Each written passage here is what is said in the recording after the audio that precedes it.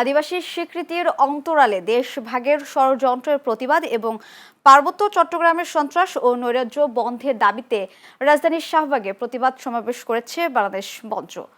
সোমবার বিকেলে শাহবাগের শহীদ হাদি চত্বরে বাংলাদেশ মঞ্চের উদ্যোগে সমাবেশ অনুষ্ঠিত হয়। এ সময় বক্তারা দেশের স্বাধীনতা, সার্বভৌমত্ব ও ভৌগোলিক অখণ্ডতা রক্ষায় সংশ্লিষ্ট কর্তৃপক্ষের প্রতি প্রয়োজনীয় পদক্ষেপ গ্রহণের আহ্বান জানান। আয়োজকদের দাবি, আদিবাসী স্বীকৃতির অন্তরালে দেশ ভাগের গভীর ষড়যন্ত্র চলছে। একই সঙ্গে পার্বত্য চট্টগ্রামে চলমান সন্ত্রাস, চাঁদাবাজি, অপহরণ, গুম, খুন ও ধর্ষণ সহ বিভিন্ন অপরাধ বন্ধ এবং দেশের সার্বভৌমত্ব ও নিরাপত্তা নিশ্চিত করার দাবি জানান তারা।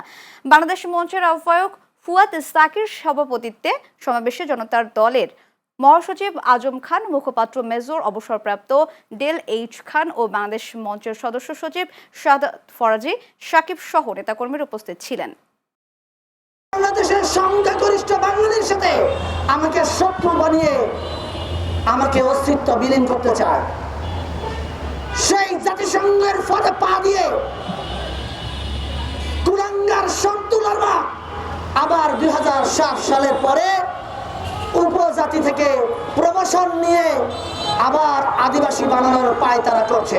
আপনি যদি মেনে নেন যে আপনার দেশে আদিবাসী আছে, তাহলে আদিবাসীরা যে এলাকায় থাকে ওই এলাকায় আপনি কোনো ধরনের রাস্তা ঘাট, খনিজ সম্পদ আহরণ করতে পারবেন না যদি আদিবাসীরা পারমিশন না দেয়।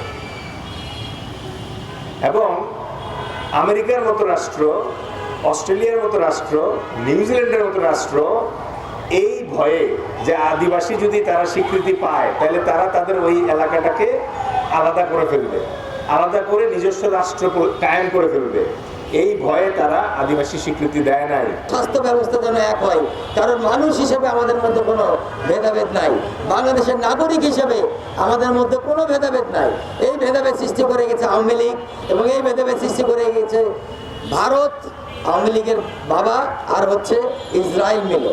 তারা তিনজনে মিলে এই ষড়যন্ত্র রচনা করে বাংলাদেশকে টুকরা টুকরা করার, এবং আপনারা দেখেছেন এর প্রমাণ হিসেবে ভারতের অনেক রাজনীতিবিদ 5ই আগস্টের পর বলেছে তারা নাকি ফেনী থেকে বাংলাদেশকে আলাদা করে নিতে চায়। তাদের উদ্দেশ্য হচ্ছে তারা চট্টগ্রাম পোর্টকে নিয়ে যেতে চায়, তারা পার্বত্য অঞ্চলকে নিয়ে যেতে চায়।